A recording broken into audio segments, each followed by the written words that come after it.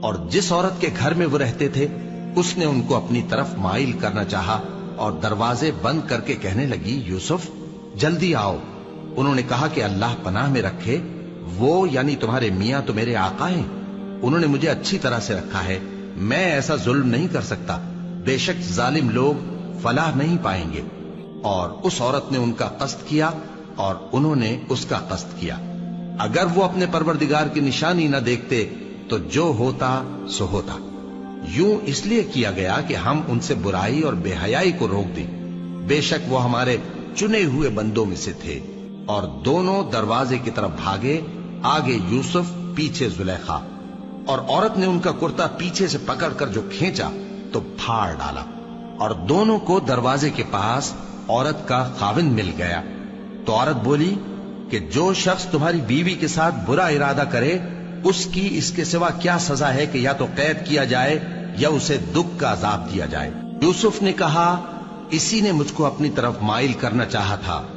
اور اس کے خاندان میں سے ایک گواہ نے گواہی دی کہ اگر اس کا کرتا آگے سے پھٹا ہو تو یہ سچی اور یوسف جھوٹا ہے، اور اگر کرتا پیچھے سے پھٹا ہو تو یہ جھوٹی اور وہ سچا ہے۔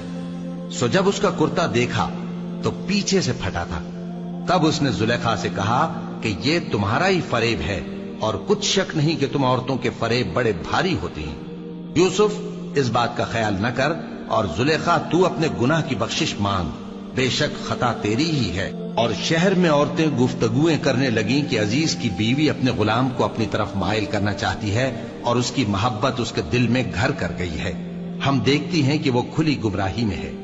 پھر جب زلیخا نے ان عورتوں کی گفتگو جو حقیقت میں دیدار یوسف کے لیے ایک چال تھی سنی، تو ان کے پاس دعوت کا پیغام بھیجا اور ان کے لیے ایک محفل مرتب کی، اور پھل تراشنے کے لیے ہر ایک کو ایک ایک چھری دی، اور یوسف سے کہا کہ ان کے سامنے آؤ۔ جب عورتوں نے ان کو دیکھا تو ان کا روب حسن ان پر ایسا چھا گیا کہ پھل تراشتے تراشتے اپنے ہاتھ کاٹ لیے، اور بے ساختہ بول اٹھیں کہ اللہ پاک ہے، یہ آدمی نہیں، یہ تو کوئی بزرگ فرشتہ ہے۔ زلیخا نے کہا، تو یہ وہی ہے جس کے بارے میں تم مجھے تانے دیتی تھیں، اور بے شک میں نے اس کو اپنی طرف مائل کرنا چاہا مگر یہ بچا رہا، اور اگر یہ وہ کام نہ کرے گا جو میں اسے کہتی ہوں تو قید کر دیا جائے گا اور ذلیل ہوگا۔ یوسف نے دعا کی کہ پروردگار، جس کام کی طرف یہ مجھے بلاتی ہیں اس کی نسبت مجھے قید پسند ہے، اور اگر تو مجھ سے ان کے فریب کو نہ ہٹائے گا تو میں ان کی طرف مائل ہو جاؤں گا اور نادانوں میں سے ہو جاؤں گا۔ پس ان کے رب نے ان کی دعا قبول کر لی اور ان سے عورتوں کا داؤں ٹال دیا، بے شک وہی تو سننے والا ہے، جاننے والا ہے۔ پھر باوجود اس کے کہ وہ لوگ ان کی بے گناہی کے نشان دیکھ چکے تھے، ان کی رائے یہی ٹھہری کہ کچھ عرصے کے لیے ان کو قید ہی کر دیں، اور ان کے ساتھ دو اور جوان بھی داخل زندہ ہوئے۔ ایک نے ان میں سے کہا کہ میں نے خواب دیکھا ہے، دیکھتا کیا ہوں کہ شراب کے لیے انگور نچوڑ رہا ہوں۔ دوسرے نے کہا کہ میں نے بھی خواب دیکھا ہے، میں یہ دیکھتا ہوں کہ اپنے سر پر روٹیاں اٹھائے ہوئے ہوں اور پرندے ان میں سے کھا رہے ہیں، تو ہمیں ان کی تعبیر بتا دیجئے کہ ہم تمہیں نیکوکار دیکھتے ہیں۔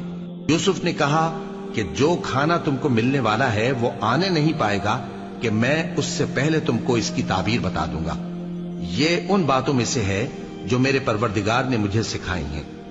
جو لوگ اللہ پر ایمان نہیں لاتے اور آخرت کا انکار کرتے ہیں، میں نے ان کا مذہب چھوڑ دیا ہے، اور میں اپنے باپ دادا ابراہیم اور اسحاق اور یعقوب کے مذہب پر چلتا ہوں۔ ہمیں شایع نہیں ہے کہ کسی چیز کو اللہ کے ساتھ شریک بنائے، یہ اللہ کا فضل ہے ہم پر بھی اور لوگوں پر بھی، لیکن اکثر لوگ شکر نہیں کرتے۔